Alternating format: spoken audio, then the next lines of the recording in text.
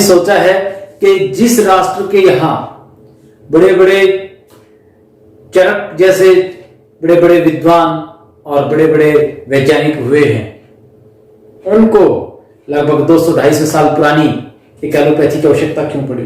जी हाँ दोस्तों, आज मैं चर्चा करना चाहता हूं मौजूदा विवाद की। स्वामी रामदेव जी बड़े प्रामाणिकता के साथ में आयुर्वेद का प्रचार प्रसार करते हैं, स्वदेशी के पुरोधा के रूप में हम सबके सामने हैं। लेकिन जब भी वो आयुर्वेद को लेके जब कोई नई मेडिसिन निकालते हैं या यूं कहिए कि आयुर्वेद के लिए जब कोई प्रचार प्रसार करते हैं, तो जो IMA इंडियन मेडिकल एसोसिएशन जो है वो उनके ऊपर कोई ना कोई फतवा जारी कर देती है, उनको रोकने का प्रयास करती है। क्या कारण है, क्यों तड़फड़ाहट है? इसी के चलते आपने देखा होगा जब पिछले वर्ष कोरोना के लिए सबसे पहली दवाई के रूप में जब कोरोना आई थी, तो स्वामी जी ने बड़े जोश में उसका प्रचार किया। लेकिन बाद में जब पाबंदियां इतनी ज्यादा बढ़ गई तो उनको अपने बयान से पीछे हटना पड़ा। ये एक बहुत बड़ी लॉबी है दोस्तों, जो वर्ल्ड वाइड काम करती है, क्योंकि एलोपैथी आज के दिन में बहुत व्यापक रूप से काम कर रही है और एक भय का वातावरण बनाकर वो हमारे देश में हमारे गरीब लोगों का भी पैसा उसमें बहुत ज्यादा जाया होता है और उनको निदान भी नहीं मिल पाता। इन दोनों पैथियों में फर्क क्या है? कहा जाता है कि आयुर्वेद सिस्टमैटिक है। It gives the power to your organs, to your systems to defend with the disease. और इसके विपरीत जो एलोपैथी है वो सिम्टोमेटिक है।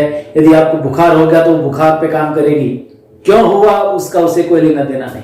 आपने देखा होगा कि नाड़िया वैद्य जब होते थे तो यहां से पकड़ के पूरा डायग्नोस कर देते थे कि आपको कहां क्या समस्या है आपके शरीर में, आपने कौन से आहार किया था, यहां तक बता देते थे। लेकिन वो पैथी धीरे धीरे लुप्त होती जा रही है। अब कुछ वर्षों से स्वामी रामदेव जी ने एक मुहिम चलाई और आयुर्वेद को जीवंत किया, प्राकृतिक चिकित्सा को जीवंत किया। कई ऐसे अनुष्ठान ऐसे किए, कई ऐसे प्रतिष्ठान स्थापित किए जिनके माध्यम से आयुर्वेद का बोलबाला बढ़ने लगा। मैं आपको बता दूं कि आयुर्वेद के इस बढ़ते बोलबाले को लेकर ही IMA चिंतित है। उनको लगता है कि हमारा भविष्य गर्त में है। हमने इतने सालों तक राज किया जिस तरीके से अंग्रेजों ने राज किया था, तो क्या अब आयुर्वेद हमें टक्कर देने की स्थिति में आ गई है? नहीं दोस्तों, इतना आसान नहीं है। क्यों? क्योंकि IMA के पीछे बहुत बड़ी ताकत है, बहुत बड़े मल्टीनेशनल कंपनीज हैं, बहुत बड़ी लॉबी है, नेताओं से लेकर और उद्योगपतियों तक बहुत बड़ी फौज खड़ी है और वो इतनी आसानी से मैदान छोड़ने वाली नहीं है। अब कल ही की बात लें, अभी स्वामी जी ने जब घुटन महसूस की बहुत ज्यादा, बाबा रामदेव ने जब नहीं रुका गया तो उन्होंने एलोपैथी के ऊपर बहुत से प्रश्न चिन्ह खड़े कर दिए कि आप किस बात को लेके अपने आप को कह रहे हैं कि हम प्रमाणिक हैं। क्या आप जो भी कोरोना से संबंधित या कोई भी बीमारी में आप यदि कोई दवाई देते हैं तो क्या वो क्लिनिकली ट्रायल होके तब आती है, या उस पार्टिकुलर बीमारी के लिए आप जो दवाई दे रहे हैं? मुझे ये कहते हुए खेद होता है कि ज्यादातर डॉक्टर्स हिट एंड ट्रायल करते हैं। वो ये देखते हैं कि कौन सी दवाई से कौन से मरीज को क्लिनिकल ट्रायल यूं कहिए कि जो चूहों पे होना चाहिए था, जो बंदरों पे होना चाहिए था, या मैं कह दूं कि जो क्लिनिकल ट्रायल लैब्स में होने चाहिए थे वो क्लिनिकल ट्रायल्स हमारे जैसे गरीब देश जो समझते हैं, जैसे अमेरिका हमारी सरकार से कुछ संधियां कर लेता है और हमारे लोगों पर होता है। इस तरीके से वो क्लिनिकल ट्रायल्स होते हैं। एनीवे, वो एक अलग विषय है। लेकिन क्या सारी दवाइयां प्रमाणिक हैं? क्या वो क्लिनिकल ट्रायल के बाद आती हैं? और यदि ऐसी आती हैं तो उनमें क्यों इतना ज्यादा साइड इफेक्ट्स होते हैं? बहुत सी दवाइयां ऐसी हैं, कम से कम 200 से 250 दवाइयां ऐसी हैं जो सामान्य प्रयोग में आती हैं भारत में, लेकिन अमेरिका जैसे देशों में और विकसित देशों में उसको पूर्णतः बैन किया गया है। क्यों? क्योंकि वो स्वास्थ्य के लिए हानिकारक है। अब आप ज्यादा नहीं तो एक कॉमन सी दवाई का मैं बता दूं आपको जो पेन मैनेजमेंट के लिए जाती है। पेन किलर बोलते हैं उसको, लेकिन पेन मैनेजमेंट है वो, क्योंकि वो कनेक्शन काट देती है कि आपके नर्वस सिस्टम के साथ में आपके बॉडी का कनेक्शन जो है, जो पेन फील करवाता है उसी को निरस्त कर देती है और उससे उसको मंद कर देती है, उसकी संवेदनाएं खत्म कर देती है। तो आपको महसूस ही नहीं होगा कि मुझे पेन है। तो उससे होने वाले जो साइड इफेक्ट है, मैं एक दवाई की बात कर रहा हूं, बहुत सी दवाइयां हैं ऐसी, वो हार्ट की प्रॉब्लम्स आने लगती है। वहीं बहुत से जो पेन किलर्स हैं उनके साइड इफेक्ट्स में आपकी किडनी लीवर फेल होते नजर आए जो ज्यादा लेने से।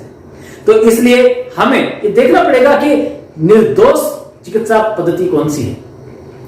और इन दोनों का मैंने कहा था कि बजट में इतना ज्यादा फर्क है कि आयुर्वेद तो एलोपैथी का सामना कर ही नहीं सकता। मैं आपको बता दूं, आयुष विभाग के अंतर्गत 6 आती हैं जो पैथियां हैं, और जैसे आयुर्वेद, योगा, प्राकृतिक, यूनानी, सिद्ध और होम्योपैथी, 6 वो हैं। और उन सब 6 की 6 पैथियों के लिए सिर्फ 8% बजट खर्च किया जाता है और 92% है वो अकेली एलोपैथी के लिए किया जाता है। तो टक्कर देने की स्थिति में कहां होंगी जो परंपरागत हमारी चिकित्सा पद्धतियां हैं।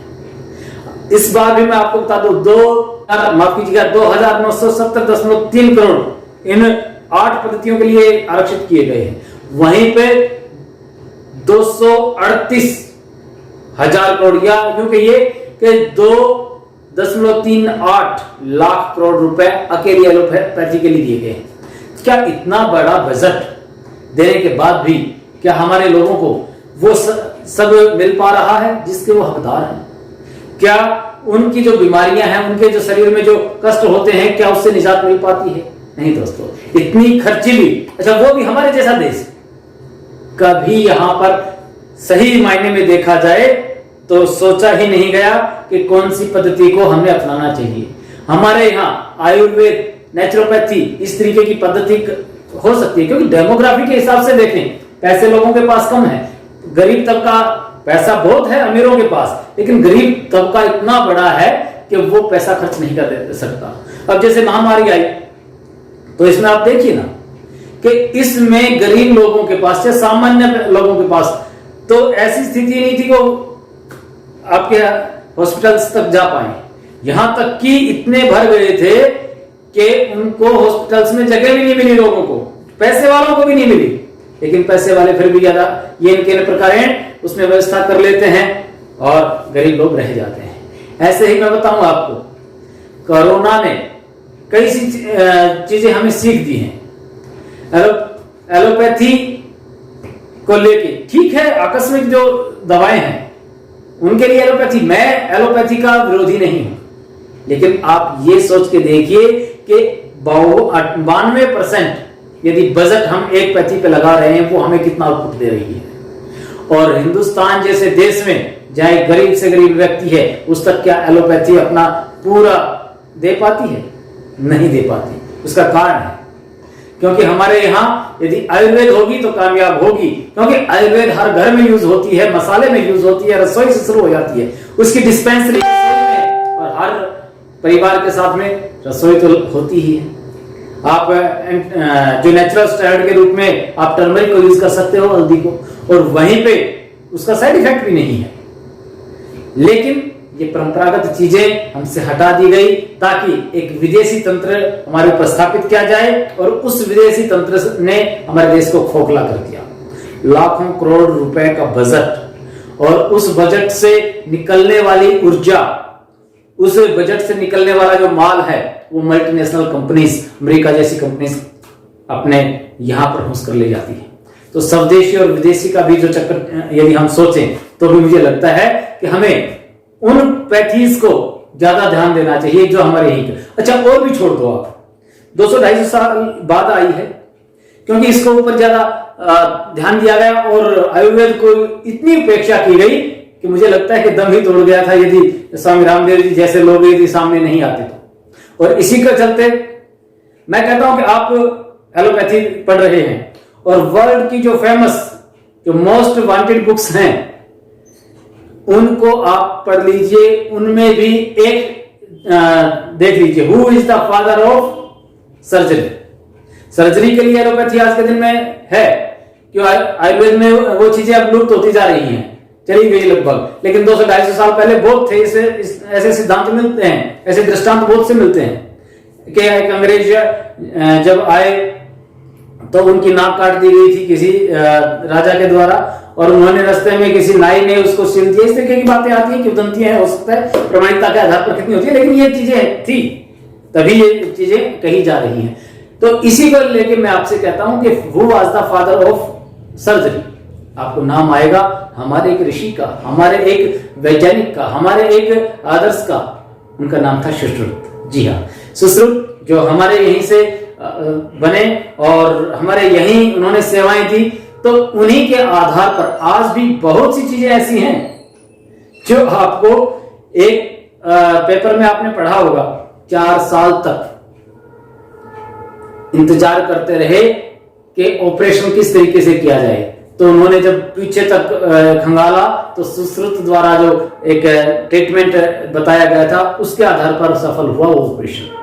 तो ऐसी बहुत सी वो है, ज्यादा लंबा वीडियो ना करते हुए मैं आपको बता दूं, 25 सवाल स्वामी रामदेव जी ने पूछे हैं और उनका जवाब जब एलोपैथी के पास नहीं मिला, 92% या यूं कहिए कि लाखों करोड़ रुपए हर साल का बजट होने के बाद भी वो क्योर नहीं कर पाए, वो सिर्फ दवाइयों को मैनेज कर पाए।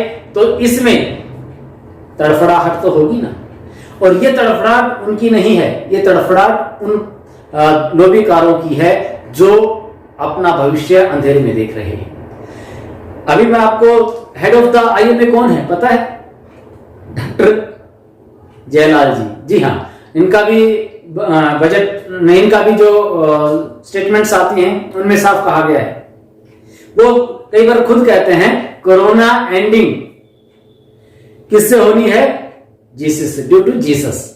जीसस कोरोना की एंडिंग करेंगे। ऐसे खोखले इंसान, अरे यहां तो हमारे हजारों जो कन्वर्जन करने वाले लोग थे, हजारों ऐसे पादरी थे जो ये कहते थे लो हमने आपको छू दिया, सारी आपकी बीमारियां कट गई, ईश्वर ने कर दिया। वो हजारों लोग इंग्लैंड में और अलग अलग जगह पे मर गए कोरोना के कारण, उनको क्या प्रभु ने नहीं बचाया? ये खोखली बातें यदि उस स्तर पे बैठा हुआ व्यक्ति करता है तो इसका मतलब ये है कि वो उस पद लायक है नहीं। ऐसे ही ये सारी चीजें, क्योंकि वर्षों से ऐसा सिस्टम बनाया गया है, उसके जो जूनियर प्रेसिडेंट हैं डॉक्टर नवजोत दहिया, वो कहते हैं Modi is super spreader of corona virus. कितनी मूर्खतापूर्ण बात करते हैं। एक व्यक्ति दिन रात सेवा में राष्ट्र के लगा हुआ है और वो ऑक्सीजन की कमी होती है तो ऑक्सीजन की सप्लाई विदेशों से एकदम आने लगती है। यदि किस तरीके की अफवाह उड़ाते हैं ये समझ से परे है। क्यों? क्योंकि एक षड्यंत्र है और उस षड्यंत्र में वो अपने हिसाब से अपने सुविधा के हिसाब से चीजें फिट करते हैं। ऐसे ही मैं आपको बता दूं, प्रारंभ में आया था कि जी प्लाज्मा थेरेपी से ठीक होंगे कोरोना वायरस। प्लाज्मा थेरेपी अब लोगों ने दान देना शुरू किया, क्योंकि यहाँ तो दानी लोग हैं, तो दान देना शुरू किया प्लाज्मा। अब पता चला कि प्लाज्मा से कोई समस्या है हल ही नहीं हो रही। उसके बाद बोला जी ऑक्सीजन कम हो रहा है इसलिए मर रहे हैं, ऑक्सीजन की आपूर्ति होगी फिर भी मर रहे थे। उसके बाद बोला रेडिमेशन, अरे इतनी जो आप हिट एंड ट्रायल क्यों कर रहे हो जी? आप सबको बराबर का हक दो। जो निर्दोष व्यवस्थाएं हैं उनको पनपने दो, उनको कुचलो मत। जी हाँ, आयुर्वेद एक निर्दोष व्यवस्था है। मैं ये नहीं कहता कि सारी चीज आयुर्वेद से संबंधित होनी चाहिए, कम से कम उपेक्षा तो ना करो। जो आपके इंसेस्टर थे, जो जिन्हें आप कहते हैं फादर ऑफ सर्जरी, क्या आप उनके प्रति इतने भी कृतज्ञ नहीं हो सकते कि उनके द्वारा फैलाई गई, उनके द्वारा आगे बढ़ाई गई जो पैथी थी उसका इतना सम्मान तो कर सको कि उसकी उपेक्षा, उसको घृणा की दृष्टि से ना देखो। जी हाँ, अब समय आ गया है इस चिंतन का कि हमें हमारे देश के लिए, हमारे इस विकास के लिए, हमारे स्वास्थ्य के लिए कौन सी पैथी ज्यादा बेहतर है। तो ये एक समय आया है, हम सबको भी सोचना है और जो निर्दोष और प्रमाणिक व्यवस्थाएं हैं उनका हम अनुसरण करें और जो बिकी हुई लोभी के द्वारा थोपी हुई जो चीजें हैं उनसे हम सावधान हो जाएं और स्वयं भी स्वस्थ रहें, और आप सब इस महामारी के दौर में, इस संकट काल में अपने आप को बचाएं और बचाने के साथ में ही आप औरों का भी ख्याल रखें। धन्यवाद। जय हिंद।